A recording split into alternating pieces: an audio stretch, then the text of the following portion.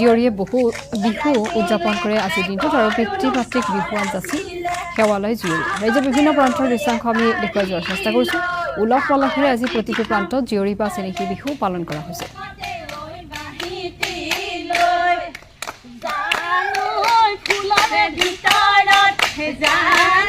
আৰু এনেধৰণে আজিৰ ষষ্ঠটো বিহুৰ দিনতো এনেধৰণে উলহ মালহেৰে সকলোৱে চেনেহী বিহু পালন কৰিছে আমি বিভিন্ন প্ৰান্তৰ দৃশ্যাংশ দেখুৱাৰ সমান্তৰালকৈ নাহৰকটীয়া এই মুহূৰ্তৰ দৃশ্যাংশ দেখুৱাইছোঁ নাহৰকটীয়াত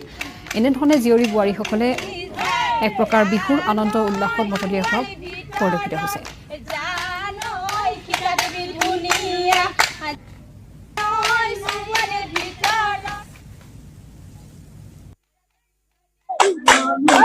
আসলতে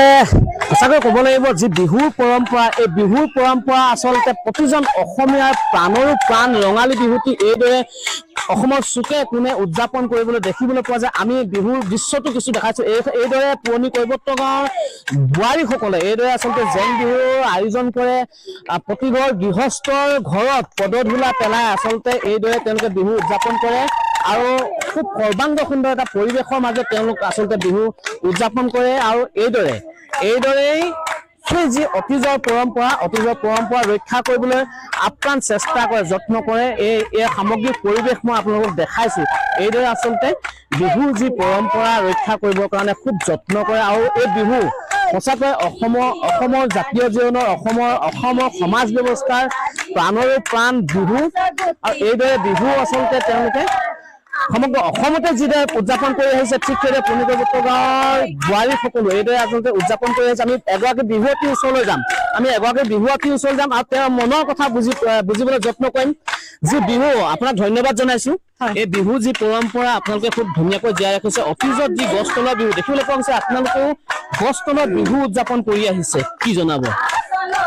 আমি আজি অসমবাসীক ধন্যবাদ জ্ঞাপন কৰিবলৈ এইটো কাৰণে বিচাৰিছোঁ যে আমাৰ পুৰণি কৈৱৰ্ত গাঁৱৰ আমি ঐতিহাসিক পৰম্পৰাৰূপে আমি গছ তলৰ এই বিহু আমি সম্পূৰ্ণৰূপে প্ৰতি বছৰে আমি পালন কৰি আহিছোঁ আৰু আমি বিহুৰ শেষৰ দিনলৈকে এনেদৰে আমি গছ তলত বিহু পালন কৰি যাম বুলি আমি সকলো মহিলাই এনেকৈ একত্ৰিতভাৱে ওলাই আহিছোঁ হয় বোৱাৰীসকল আচলতে বহুত ব্যস্ত থাকে বহুত ব্যস্ততাৰ মাজতো আপোনালোকে এই পৰম্পৰা জীয়াই ৰখাত যথেষ্ট অৰিহণা আছে কি জনাব এই ক্ষেত্ৰত আমাৰ সম্পূৰ্ণৰূপে আমাৰ অন্তৰত যিটো আমাৰ মানে বিহুৰ পৰম্পৰা